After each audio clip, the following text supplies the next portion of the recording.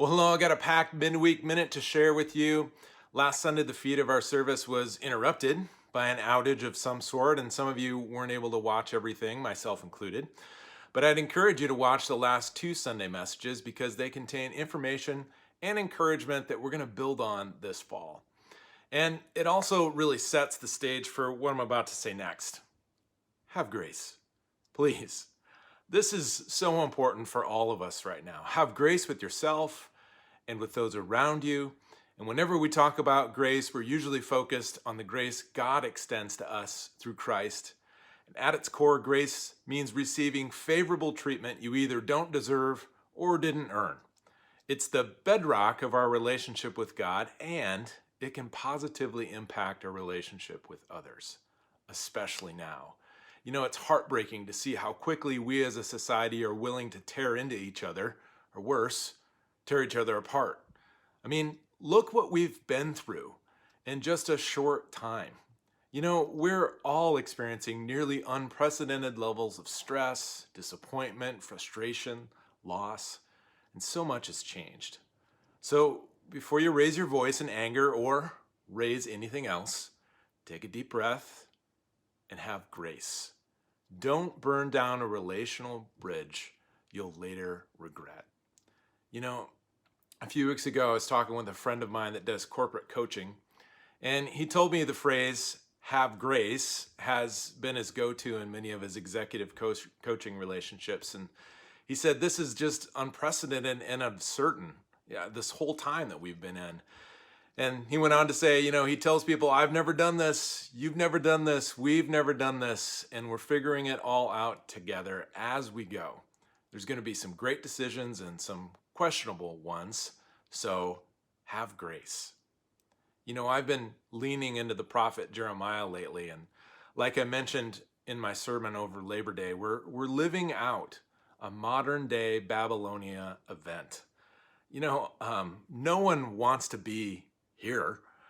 Much of our daily life feels foreign and uncomfortable, and we'd really just like for it all to go back to the way things were. But we're not going back.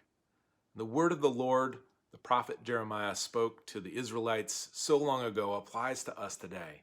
Settle in, live, pray for the city, prepare for the long haul, because God has not abandoned us. In fact, we have a future, we have a hope for the days ahead. Don't miss what God is doing among us. Don't miss the opportunities that God's put right in front of us here today. You know, one of those opportunities is simply caring for one another. I said on Sunday that I'm so proud of our neighborhood care group leaders. You know, when the pandemic started, we had no idea as church leadership how bad it would be. I mean, no one did. And I worried what would happen if a bunch of us, the leaders, pastoral staff, you know, what happens if we got sick? So we set up a structure that could decentralize our leadership into kind of local hotspots. And it sounds simple, but it was a major administrative win. You see, just a couple years ago, we would have been severely hamstringed because our church database was outdated. It was really unuseful, and there has been so many hours spent behind the scenes by our staff in the last, 18 months to 2 years to reorganize it, to update it with the correct contact information. And we really finished all of this at the start of 2020 when we started using Breeze. If you haven't heard of that, you're hearing about it now. Sign up for it if you haven't already.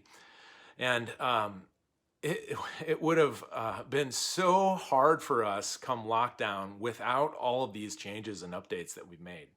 So as lockdown loomed, we fairly quickly split the church into neighborhoods.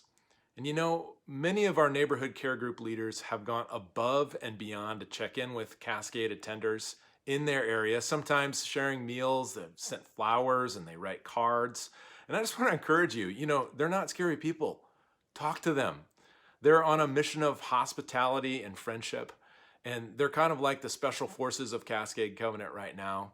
And at least once a week, I get an email or a text from someone in our congregation that's saying, thank you. I don't know who did this, but thank you. And more often or not, I have no idea who did it either.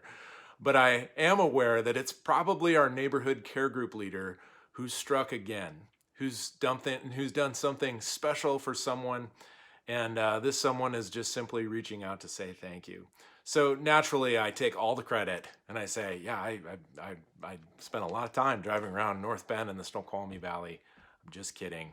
I always say, you are so welcome. This is the result of our neighborhood care group leader, and you are so loved and blessed. And the church has always been a people more than a building. And it's taken the coronavirus to remind us that's the way it should be.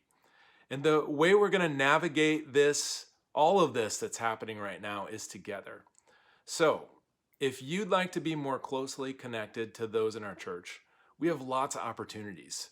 Simply join one of the small groups or simply jump in at whatever point you want to. Small group signups, they're going to start in just a week.